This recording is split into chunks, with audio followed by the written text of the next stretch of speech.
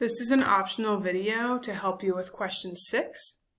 Question 6 says, what are the meanings of the words formal and informal? Use context clues to help you discover the meaning. So I'm going to give you a hint based on something totally different. We wear formal clothing and informal clothing. So right now, I promise you, you're in informal clothing. There's not really any rules to what you're wearing, right? You're just wearing maybe your PJs or sweatpants or whatever you want. Formal clothing is what you would wear maybe to church or to a quince or a special occasion. There's like rules about what is acceptable and what is not. If you showed up to church in your pajamas, it wouldn't be okay, right?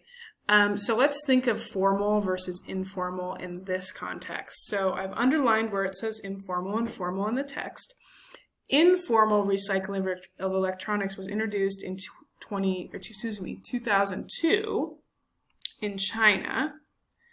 Okay, then the government banned imports of e-waste and used electronics and banned informal recycling. The government then invested heavily in formal recycling programs. Oh, interesting. Interesting. All right, you should be good to go now.